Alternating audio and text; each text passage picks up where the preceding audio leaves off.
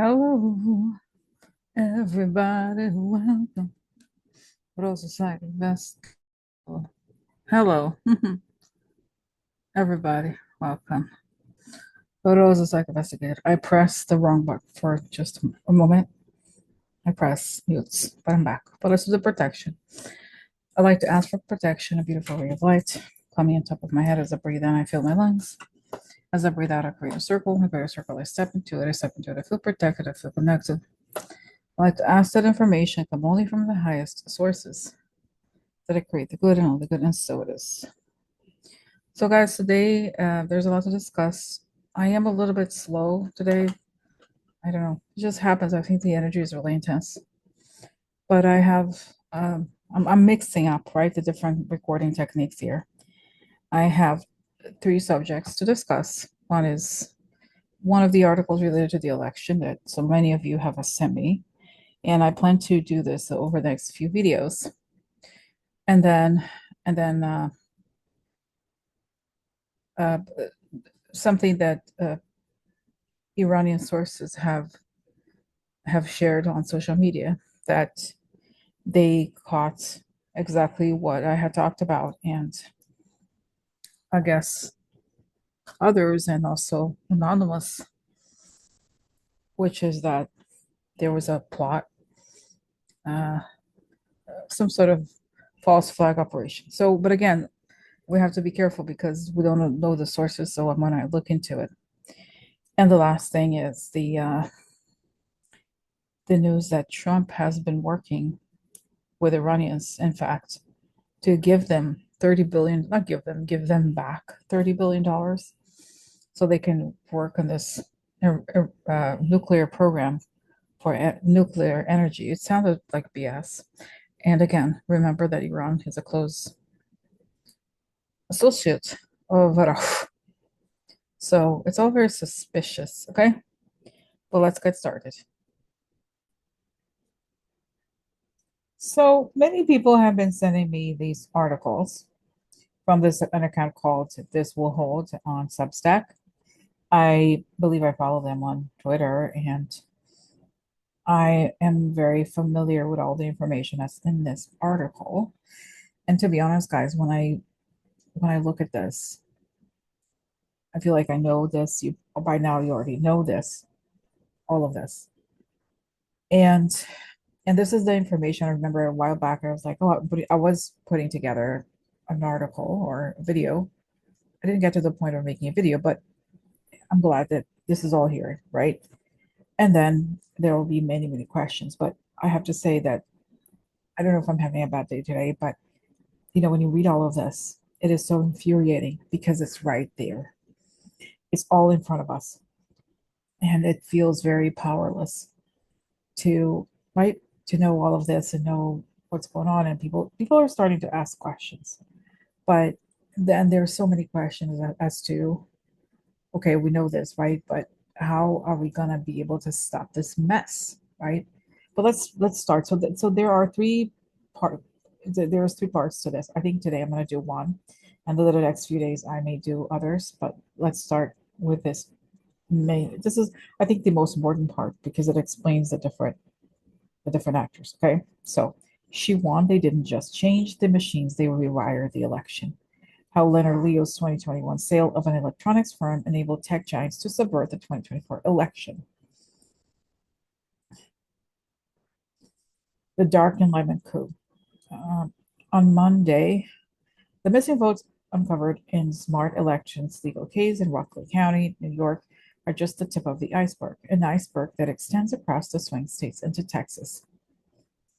On Monday, an investigator's story finally hit the news cycle. ProVNV, one of only two federally accredited testing labs, approved sweeping last-minute updates to ES&S voting machines in the months leading up to the 2024 election, without independent testing, public disclosure, or full certification review. These changes were labeled de minimis, a term meant for trivial tweaks, but they touched ballot scanners, altered reporting software, and modified audit files, yet were all rubber stamped with no oversight. So, okay, while pro, but for those who have been digging into the bizarre election data since November, this isn't the headline. It's the final piece to the puzzle. While pro V&V was quietly updating equipment in plain sight, a parallel operation was unfolding behind the curtain, behind between tech giants and Donald Trump. So I talked about this article a while back, I believe. Um, so there was so their side or seed had owned this company for a really long time. And when he died, he donated this company to Leonard Leo, who is, of course, as everybody knows, the head of Federalist Society, a far right Christian, Catholic Christian, probably connected to Opus Dei, by the way. And that's I remember at the time reading this that it was very people thought it was very strange when it happened. Okay, so in March 2021, Leonard Leo, the judicial kingmaker behind the modern conservative legal machine, sold a quiet company by the name of Triplite for 1.65 billion. The buyer, Eden Corporation, a global power infrastructure conglomerate that just happened to have a partnership with Palantir. To most, Triplite was just a hardware brand. Battery backups, surge protectors, power strips. But in America's elections, Triplite devices were something else entirely. They are physically connected to ES&S central tabulators and electionware servers, and Dominion tabulators and central servers across the country. And they aren't dumb devices. They are smart UPS units, programmable, updatable, and capable of communicating directly with the election system via USB serial ports or Ethernet. ES&S systems, including central tabulators and electionware servers, rely on Triplite EPS devices. ES&S electionware suite runs on Windows OS, which automatically trusts connected UPS hardware. If Eaton pushed an update to those UPS units, it could have gained root level access to the host tabulation environment without ever modifying certified election software. Okay,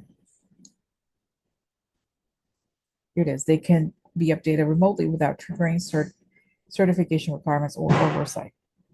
So, something interesting, just I don't know how it happened, but I always check the net if there's anything my net works, right? But I saw one time I have this multi plug that plugs into my computer for so that I can connect all kinds of things to it. And in fact, it has power. It has a network thing. So this is similar. Like I think somebody could go in and insert right and access the environment. Okay, so here it is. Talks about the partnership with Palantir. Palantir wasn't brought in for customer service, it was brought in to do what it does best: manage, shape, and secure vast streams of data quietly. According to Eaton's own release, Palantir's role would include AI-driven oversight of connected infrastructure, automated analysis of large data sets, and most critically, secure erasure of digital footprints. So, okay, Palantir didn't change the rules. It helped ensure you would never prove it's if someone else did. Now, I have actually downloaded the full code for this and this ballot proof thing. Okay. And and basically this was created in a hackathon where they had scanned ballots and they could check if ballots were correct, but they could also change the way the ballots were uh how they looked, I guess, right? So Palantir's AI controlled the back end and ballot proof cleaned the front. Only thing was missing was signal to go live. Elon Musk make it official. Then it came the final public breadcrumb. In September 2024, Eaton formally partnered with Elon Musk. The stated purpose: a vague forward-looking collaboration focused on grid resilience and next-generation communications. But buried in the partnership documents was this line: exploring integration with Starlink's emerging low-orbit DTC infrastructure for secure operation continuity. The activation: Starlink goes direct to cell. The signal came on October 30th, 2024, just days before the election. Musk activated 265 brand new low Earth orbit LEO V2 mini satellites, each equipped with direct to cell technology capable of processing, routing, and manipulating real time data, including voting data, through his satellite network. DTC doesn't require routers, towers, or traditional SIM. It connects directly from satellite to any compatible device, including embedded modems in air-gapped voting systems, smart UPS units, or unsecured auxiliary hardware. From that moment on, commands could be sent from orbits. Patch delivery became invisible to domestic monitors. Compromised devices could be triggered remotely. This groundbreaking project should have taken 2+ years to build and was completed in just under 10 months. Elon Musk posts endlessly about everything he's launching, building, buying, or even just thinking about whether it's real or not. But he pulls off one of the largest and fastest technological feats in modern day history and says nothing. One might think it was kind of weird. Here is the screenshot of Starlink direct to cell.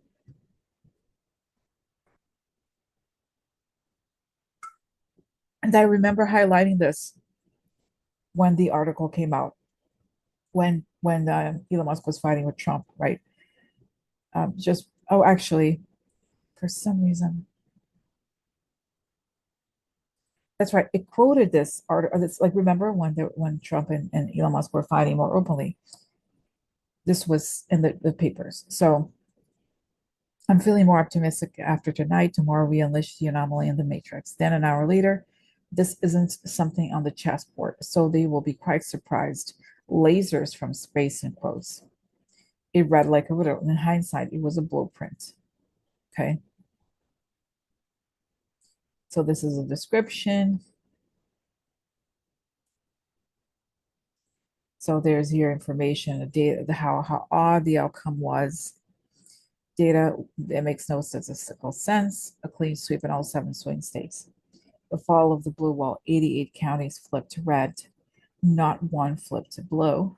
Every victory landed just under the thresholds that would trigger an automatic recount. Donald Trump outperformed expectations in down ballot races with margins never before seen, while Kamala Harris simultaneously underperformed in those exact same areas. If one were to accept these results at face value, Trump, a 34 count convicted felon, supposedly outperformed Ronald Reagan. These anomalies didn't happen nationwide. They didn't even happen across all voting methods. This just doesn't reflect human voting behavior. So, in the world of election data analysis, there's a term for that vote flipping algorithm.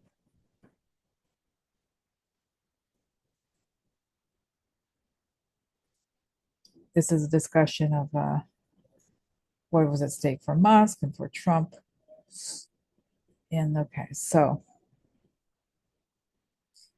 this is there. So there's more to come here in terms of the another article. But honestly, guys, as I'm reading this, it is it was known to me. It probably was known to you a lot of information that was stated here. But every time we read this, it becomes ever more frustrating because it's mind-boggling that nothing was done. And even though I see Kamala becoming president, it's hard to see how that could happen under those circumstances. So let's go to the questions, okay? So the question is, she after this whole article that I read, it's kind of the similar question over and over, right? So she won, I believe that, as many others do. Yet these facts remain. How will it ever come to pass that the truth will be revealed and Kamala will take her righteous place? Right? Because as you read this, it's very disturbing how very logical these assertions are. I mean, you're not saying anything that is out of the ordinary. I mean, it makes so much sense when you see everything, and yet we have total silence on this. And it is, I do see Kamala becoming president, but here we have this situation where basically a lot of extremely powerful people are behind this. So honestly, guys, today, like I said, I have somewhat low energy, but I want to get into the details of this, which I have gotten into the details of before. But I'm saying this because when you look at all these people like Peter Thiel and Palantir and Leonard Leo and all that, it's upsetting, right? So, how is it that this is going to come out? And how are we going to get justice for the people that were involved in this? Because so far we see nothing, right? And I don't. It's not that I'm not responding to the but I'm just saying how is the question. Okay, so let's see here. So we got some crystals. So how will this ever come to pass? The truth will be revealed, and Kamala will take her righteous place.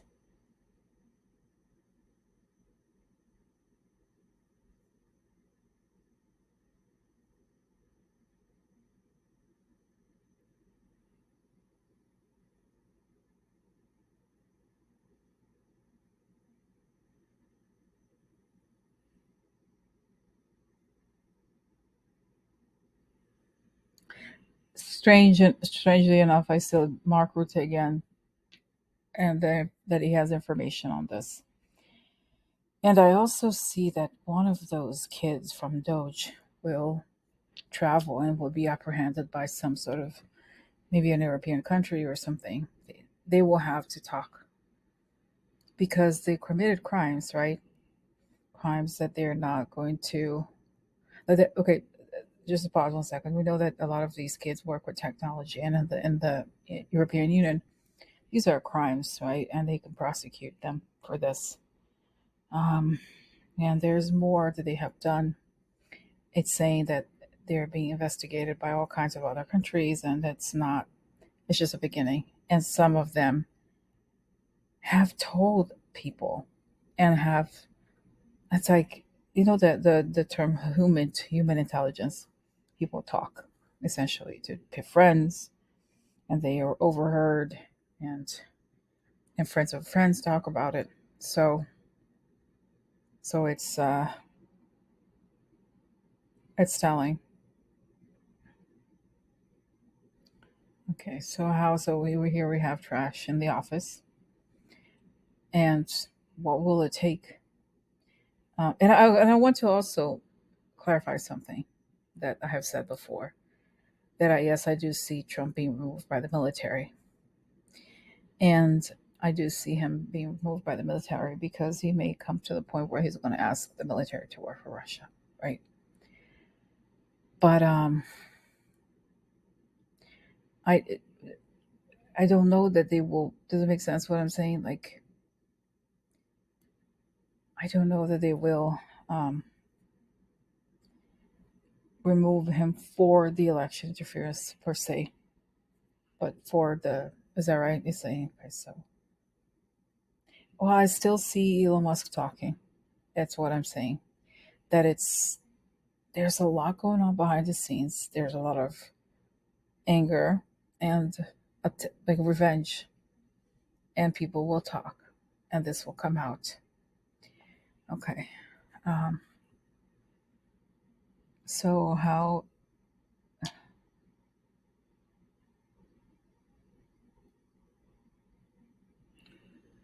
let's say the information has to come out in order for Kamala to take power, because otherwise, people who legitimately voted for Trump, although he didn't win, he did. I mean, he stole. Let's call it what it is. He did not have as many votes as Kamala, but there's plenty of people who voted for him. So this has to come out in order for her to take her righteous place. So, saying Rosie, there is a plan in place. Okay. Okay. So, how does she feel right now, Kamala? She feels a little heartbroken about what's going on in the country, but she has to be quiet to a degree. She has spoken out, but um, a lot has to happen before she can come out and tell the truth about what she has observed, what she has seen. Okay, so what is going to happen to those companies like Palantir and the Trip Light company that was then sold to Eaton? What is going to happen to these companies? How is it? Is it? I see the CEO of Palantir actually being arrested and handcuffed. They've done a lot of really terrible things, and it's saying in a couple of years, it's saying because they will have to be prosecuted, they will have to be prosecuted for it. And I see a lot of security around that when it happens. So I have a question, Spirit. I feel my energy is low, but it's low because of there's part of it sleep, part of it is some issues I'm working on, and then related to my family, and then others are because of the. I feel like the air is so heavy. Everything feels so heavy. Is it going to get better when it feels so heavy right now? See, I see Trump slipping and falling. It's not going to go like this forever. No, I mean it can't. But how much longer can we? How much longer can we take of this? Really? Saying keep your eyes on the prize. Take it's self care. Saying self care. Preserve your energy. And saying Rosie, you engage with the material a lot, so it is very draining. So it's part of it. Okay. But saying she will be president. That's what I'm understanding. Okay. All right. Okay. So let's go to the next topic.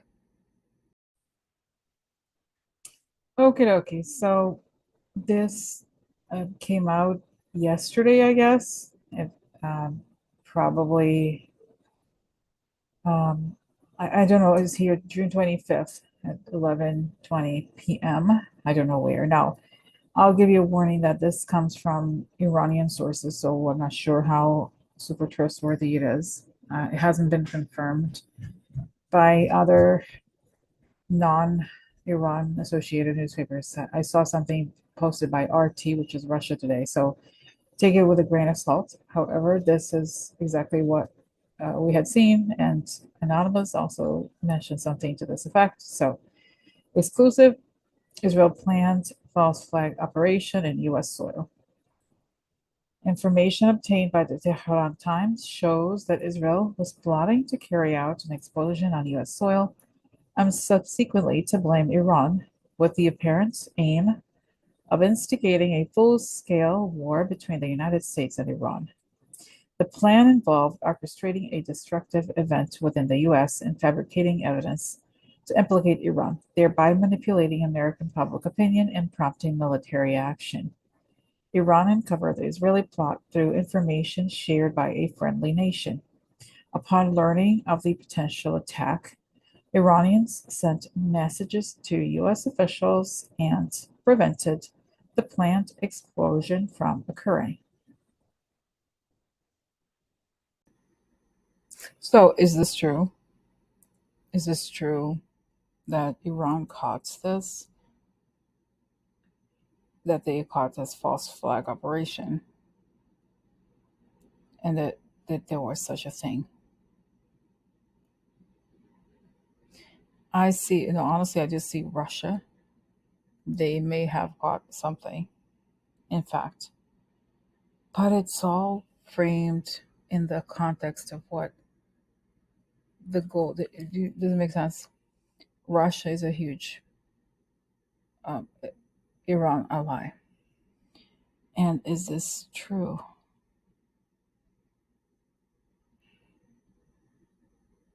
Yes, that there was a plan. Yes. Was it really exposed? Like, who does it make sense? Like, because the article is claiming that it has been shared with the U.S. intelligence, and U.S. intelligence has therefore stopped this. Have they really stopped this, or is this just disinformation? The plans were in place. And some of these people were on the radars of other intelligence services.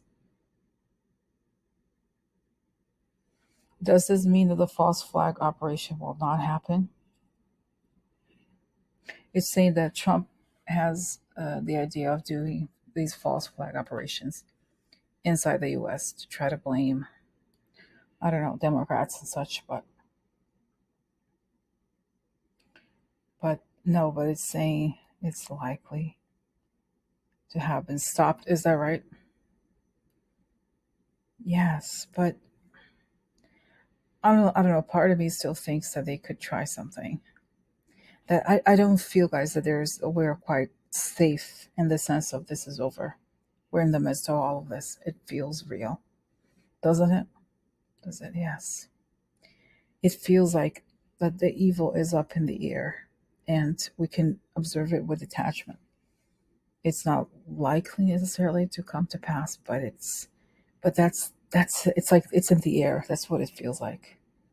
Okay, so it's saying, no, it's good to talk about this because as you talk about this, the more people talk about this, the less likely it is to happen. Of course, if enough chatter about this happens, then uh, there's less like right there's less encouragement because it loses the surprise element. People are going to be led to wanting to learn more. Okay. Okay. All right. So now this is a next really interesting article that it describes the developments related to Trump and Iran. And it goes against everything that Trump has been saying publicly because it looks to be very, very pro Iran. So let's read it. Exclusive details emerge of secret diplomatic efforts to restart Iran talks. The Trump administration has discussed possibly helping Iran access as much as $30 billion to build a civilian energy producing nuclear program, easing sanctions and freeing up billions of dollars in restricted Iranian funds, all part of an intensifying attempt to bring Tehran back to the negotiating table. Four sources familiar with the matter said. Key players from the US and Middle East have talked with the Iranians behind the scenes, even amid the flurry of military strikes in Iran and Israel over the past 2 weeks, the sources said. Those discussions have continued this week after a ceasefire deal was struck, sources said. Okay, so, all right, but at least one preliminary draft proposal includes several incentives for Iran. So I want to get to the part that I find very shady. Okay, let's see. It talks about Wickoff because Wickoff is just really strange because we know, guys, that Wickoff goes to um, Russia constantly, and he's acts like they're the vote's personal representative. Okay.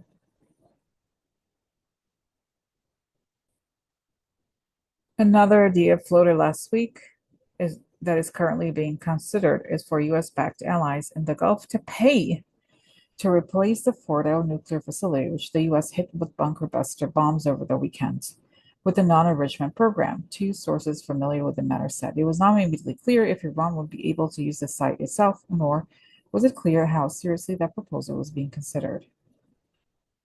Now, this is the thing here. Witkoff told CNBC on Wednesday that the U.S. is seeking a comprehensive peace agreement, and a Trump administration official emphasized that all the proposals are designed to stop Iran from obtaining a nuclear weapon. The U.S. said that Iran may have a nuclear program for peaceful civilian purposes, but that it cannot enrich the uranium for their program. Instead, the U.S. has suggested that Iran could import enriched uranium, which likened the potential program to that of the United Arab Emirates. Okay, so, all right. Despite the fervent diplomacy led by Wickoff behind the scenes, Trump this week publicly downplayed the necessity of a nuclear agreement, saying on Wednesday that he believed such an agreement was not necessary. Okay. So so basically, so let me stop sharing in a little bit, but I find it extremely suspicious because on the one hand, Trump was claiming, and I think all intelligence agencies so far appear to be aligned on that. All kinds of newspapers and have been reporting on this that there is very little destruction to their nuclear program, and in fact, everything that's happening here appears to indicate that Trump is in fact helping the Iranians by a lot. Okay, so all right, so let's go and have some questions about this. Okay, so why is the Trump administration so obviously helping Iran? Is Russia involved? Is Russia getting some of this Iranian money, right? Because 30 billion. And I was reading somewhere, many other places, that the technology, their nuclear technology, comes from Russia. So this money would technically be spent by paying Russian companies, right? So, so why are they helping Iran? Do they steal when they just attack them? He's saying that Trump is posturing, and the so-called attack on Iran was a way for him to maintain an image that he has been selling.